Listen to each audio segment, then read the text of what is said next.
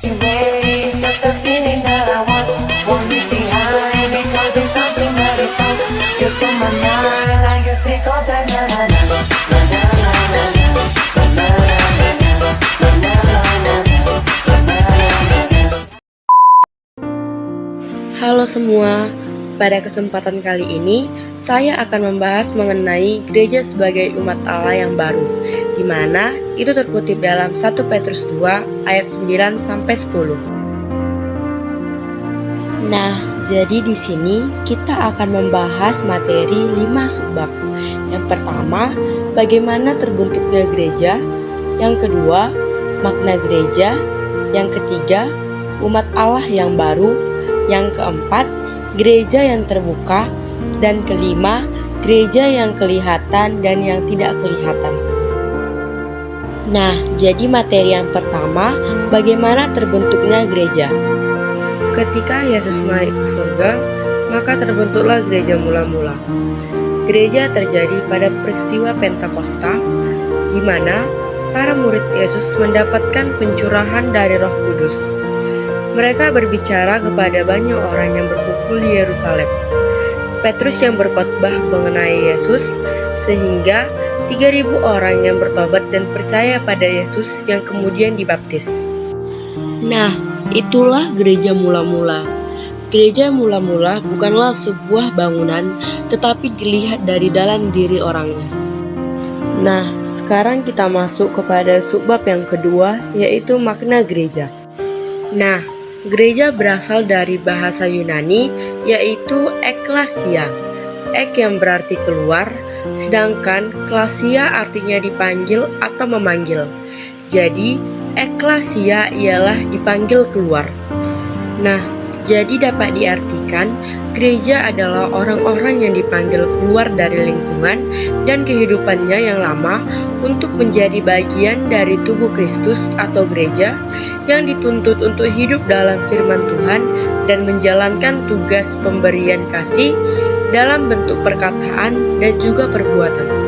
Nah, jadi artinya di sini setelah orang-orang masuk dalam gereja atau dalam tubuh Kristus, mereka ini dituntut atau ditekan untuk memberikan kasih, baik itu dalam perbuatan, perkataan, maupun tindakan.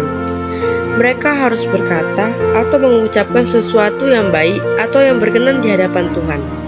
Mereka harus berbuat kasih karena mereka telah menjadi tubuh dan menjadi gereja.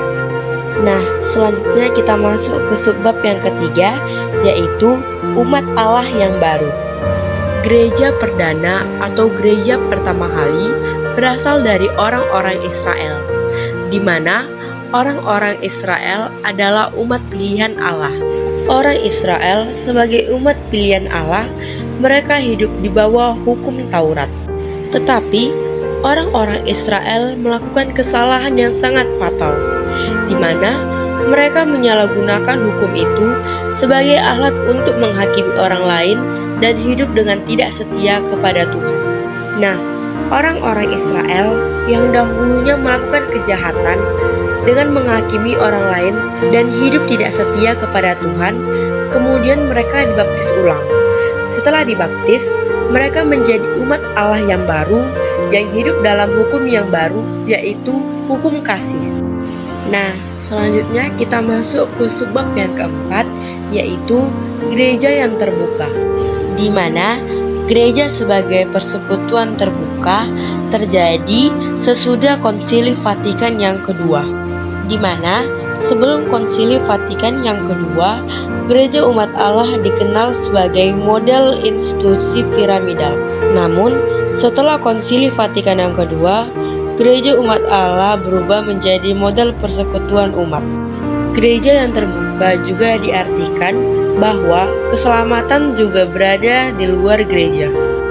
Gereja menjadi terbuka bagi kepemimpinan perempuan, terbuka bagi orang-orang cacat, dan orang-orang yang tidak sempurna.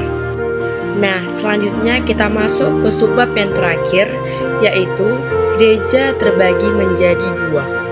Gereja yang kelihatan adalah gereja yang dapat dilihat secara organisasi seperti gedung, sedangkan gereja tidak kelihatan adalah keseluruhan orang yang percaya menjadi umat Allah. Nah, jadi kesimpulan dari materi yang saya paparkan sudah saya ringkas menjadi 5 poin utama. Yang pertama, gereja mula-mula terjadi pada masa Pentakosta. Yang kedua, gereja berasal dari ekklasia, artinya dipanggil keluar dalam kehidupan yang lama dan menjadi umat Allah yang baru. Yang ketiga, gereja sebagai umat Allah yang baru adalah orang yang percaya yang dipanggil untuk menjadi anggota gereja dan umat Allah di dalam Kristus. Yang keempat, gereja terbuka adalah gereja yang terbuka bagi seluruh umat Allah di seluruh dunia. Gereja ada dua macam, yaitu gereja kelihatan dan gereja yang tidak kelihatan. Nah, sekian materi yang dapat saya paparkan. Jika ada kesalahan kata atau pengucapan kata yang kurang dimengerti, saya mohon maaf. Sekian dan terima kasih.